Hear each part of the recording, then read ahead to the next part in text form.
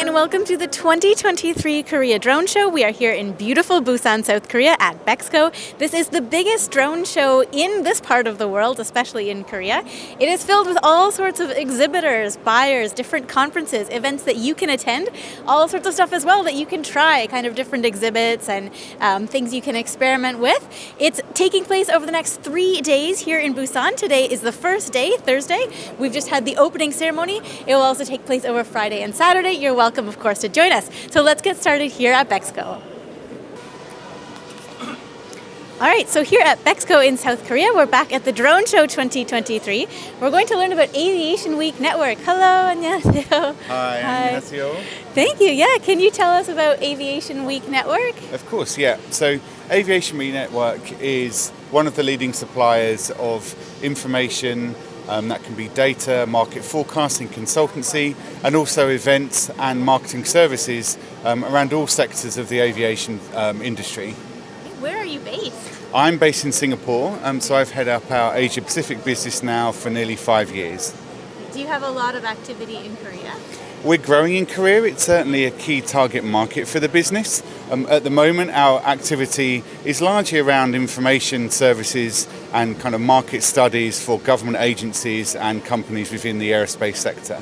Okay. Do you work a lot with kind of military, that side? We do, yes, absolutely. So we've done some major projects supporting some of the larger manufacturers and government agencies in Korea to understand market trends and studies. Why did you want to attend here today at the drone show? Yeah, I mean, I think when you consider the landscape within the region and Korea specifically, drone technology, as we're seeing this week, is incredibly vibrant. It's a growth sector. More than many other areas, I think, in the region, looking at counter technologies to mitigate threats from other parts of the region is a key kind of facet as well. So I was just really interested to see how different major companies in particular were looking to showcase some of their capabilities, not only in the military domain, but also in commercial around urban air mobility, which is obviously a key growth sector that's coming up this decade.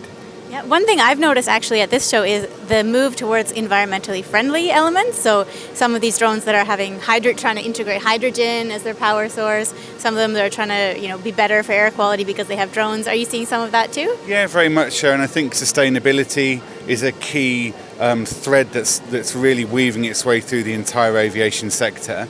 So I'm unsurprised to see that in the drone sector as well, it's a key consideration for emerging manufacturers. And any thoughts on kind of like next steps or growth areas for the drone industry as a whole? Yeah, I mean, it strikes me there are two key areas now. As we stand here on the first anniversary of the Russia-Ukraine conflict, we've seen a real acceleration in the utilization of drone technology in real-world warfare. And it isn't all high-spec, it's not all high-end technology.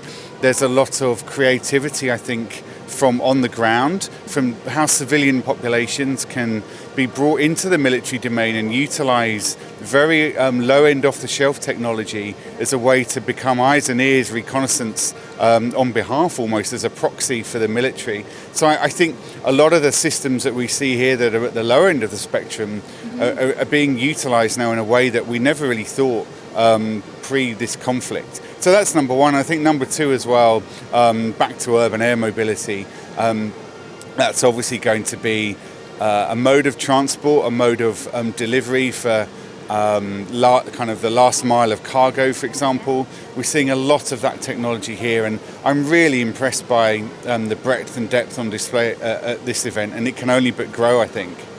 Actually, one question I have, seeing as you guys are the experts. So what I'm seeing here is that there is air mobility that can happen with small payloads, but it's just so much cheaper to send it, let's say, with a delivery guy if it's pizza. Yeah. And then there are plans to kind of increase the weight of the payloads, but we're a long way from that. Do you think we'll ever kind of bridge that gap? Or? I think so. When a new technology kind of comes onto the market and is conceived and there are prototypes, some will rise to the top and become developed. Others will fall away. I think now The largest range urban air mobility is around 300 kilometres, and that is designed to carry about 8 passengers. So I think as that becomes sustainable and viable, we'll see more operating at that higher end of the spectrum for sure. Sure. Okay. Well, thank you so much for joining us. I'm just going to have a look again here. So Sure. Aviation Week Network. Yes. Well, thank you very much. That was great. My pleasure. Thank you. All right. Here again, of course, at the drone show in Busan.